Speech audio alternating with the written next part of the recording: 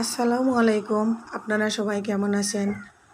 আশা করি যে যেখানে আছেন আল্লাহ তাআলার অশেষ রহমতে আপনারা সবাই অনেক ভালো আছেন। আমিও আপনাদের দোয়া এবং ভালোবাসায় আল্লাহ তাআলার অশেষ রহমতে অনেক ভালো আছি। আজকের সকালটা শুরু করে দিলাম আমার কিচেন থেকে। রাতের বেলা অনেক ক্লান্ত হয়ে যাই। দিনের বেলা কাজকাম, সংসার, বাচ্চা সব করে বিকেলবেলা একটু দোকানে যাইয়া 2 ঘন্টা বসি। রাতের বেলা এসে আর শরীর চলে না। তো কালকে রাতে এসে রান্না বান্না করা লাগলো। দুপুরে রান্না করেছিলাম না, গ্যাস ছিল না। তাই রাতের বেলা রান্না করছি। একটা তরকারি রান্না করে তাড়াহুড়া করে খাইতে খাইতে লেট হয়ে গেছে। হাঁড়ি পাতিলগুলো আর ধুই নাই, না ধুয়ে শুয়ে পড়েছিলাম। সকালবেলা উঠে আগে পাকের ঘরে চলে আসলাম। পাতিলগুলা ভাবলাম ধুয়ে নেই, তারপরে যা করার করব। তো আমার আজকে মনটা বিশেষ করে অনেক খারাপ, কারণ বাড়ি থেকে একটা ফোন আসলো। আমার ফুফু নাকি অনেক অসুস্থ। আমার 6জন ফুফু, 6জন ফুফুরা সবাই অনেক ভালোভাবে আছেন। আমার একজন ফুফু আমাদের বাড়িতে থাকেন, ওনার সংসার, বাচ্চা, ফ্যামিলি কিছুই নাই। উনি নিজে একা একা উনি আবার স্বাবলম্বী, কারণ উনি হাতের কাজ জানেন, সেলাইয়ের কাজ করে উনি ওনার ভালোভাবেই চলতেছেন। কারো কোনো সহযোগিতা নিতে হয় না টাকা পয়সার দিক দিয়া। যদিও কখনো কিছু লাগে, যেমন আমার বাবা, আমার চাচারা, আমার অন্য ফুফুরা সবাই মিলে ওনাকে দিতে চাইলেও প্রয়োজন ছাড়া উনি কিছুই নেন না। যখন প্রয়োজন হয় তখন তিনি নেন। হঠাৎ করে ওনার ডায়াবেটিক্স এবং প্রেশার বেড়ে যায়। প্রেশার বেড়ে যাওয়ার পরে ওনার ব্রেন স্ট্রোক করার পর ওনাকে ডাক্তারে নিয়ে যাওয়া হয়। ডাক্তার দেখানোর পর ওনার যখন জ্ঞান ফিরে, তখন উনি আর চোখে কিছুই দেখেন না। অল্প অল্প বড় বড় মানুষ এবং বড় বড় জিনিসগুলা অনেক দূরে দেখেন, আর কাছের কোনো ছোট ছোট জিনিস কিছুই উনি দেখতে পান না। এই খবরটা পেয়ে আমার মনটা অনেক খারাপ হয়ে গেছে।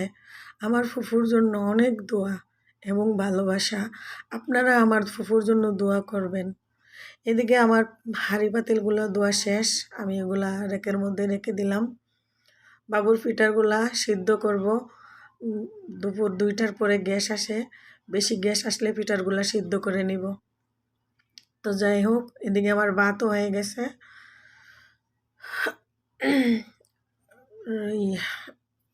আর ভাবলাম কথা বলতে বলতে করি, আমি কিছু আদা ছিল, আদা রসুনগুলা ব্লেন্ডার করে কেটে নিয়েছিলাম। দিয়ে আদা রসুনগুলা ব্লেন্ডার করে না নিলে আবার তরকারি রান্নার জন্য একটুও ব্লেন্ডার করা মশলা নাই। এদিকে আদা রসুনগুলা ব্লেন্ডার করে নিচ্ছি। ব্লেন্ডার করার পর তরকারিটা বসাই দিব। রাতের রান্না। রাত এখন প্রায় 11টা, 11:30 বেজে গেছে। কখন রান্না করব, কখন খাবো, কখন ঘুমাবো, আল্লাহ রাব্বুল আলামিন বুঝেন। তো আমার ব্লেন্ডার এদিকে করা হয়ে গেছে। একটা বক্সে মশলাগুলা ঢেলে নিয়ে নিচ্ছি। একসঙ্গে আদা রসুন করে নিলাম। এগুলা সবসময় রান্না করতে লাগে, পরে আবার আদা রসুন আলাদা আলাদা করে ব্লেন্ডার করব ফ্রি টাইমে। তো এদিকে করলাম, কিছু মাছ ফ্রিজ থেকে বের করে ধুয়ে নিয়ে নিয়েছি পরিষ্কার করে। আদা, হলুদের গুঁড়া, মরিচের গুঁড়া, লবণ দিয়ে এগুলো একটু মাখাই নিচ্ছি। মাছগুলা ভুনা করব, মরিচ দিয়ে ভালো করে সময় কম সময়ের ভিতরে একমাত্র মাছগুলা ভাজি করে মাছ ভুনাটা রান্না করে নিয়ে নিব। রান্না করব বলতে ভুনা করে নিব। এই কাজটা খুব তাড়াতাড়ি এই মুহূর্তে করতে পারবো, সেজন্য ফ্রাই প্যানটা বসাই দিয়ে দিলাম। এদিকে ফ্রাই প্যান গরম হয়ে গেছে, তেল দিয়ে দিয়েছি। তেলটা দিয়ে মাছটা আমি ভালো করে সুন্দর করে ভাজবো।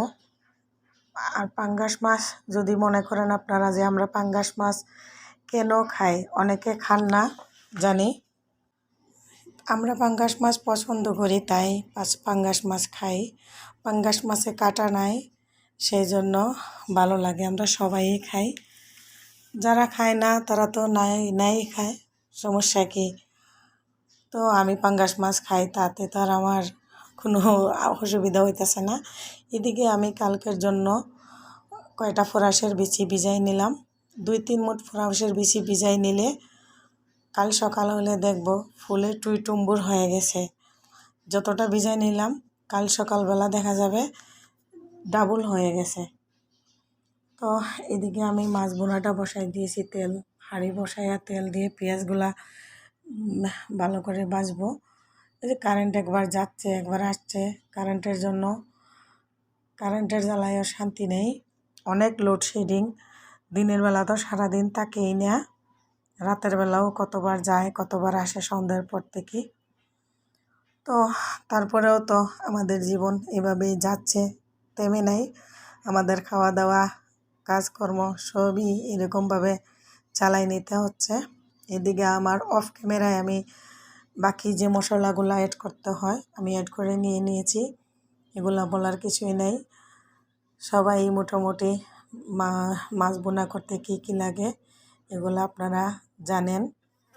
তো ওইরকম আমিও সব কিছু মশলা দিয়ে ভালো করে কষিয়ে নাড়াচাড়া করে এই যে এখন আমার ভাজা রাখা মাছগুলা আমি দিয়ে দিলাম, দিয়ে নাড়াচাড়া করে তারপরে আমি ওই যে একটা টমেটো কুচি করে নিব,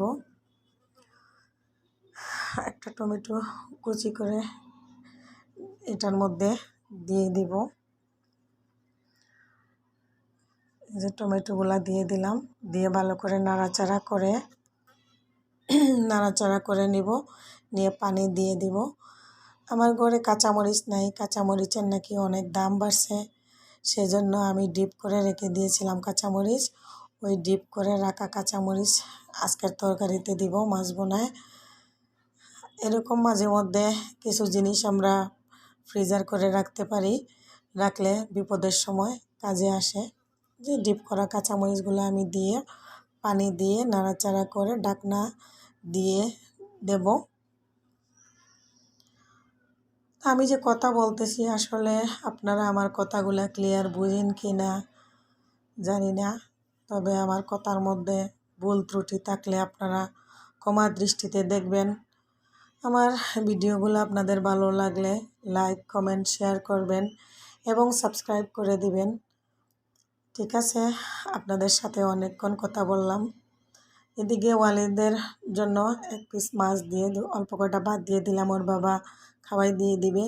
রাত অনেক হয়ে গেছে, রাতের বেলা ওয়ালিদের জন্য ফিটার রেডি করতে হবে। আমি যে একটু সুজি পাতিলে দিয়ে হালকা টেলে নিয়ে তারপরে রান্না করে নিয়ে নিই। রান্না করার পরে আমি পানি গরম করে রেখে দিই ফ্লাক্সে। ওই পানি গরমের মধ্যে ফিটারে আলাদাভাবে দুধ রেডি করে নেই, তারপরে এটাতে ঢেলে দেই, দিয়ে তারপরে ওরা খাওয়াই। ঠিক আছে। Subscribe.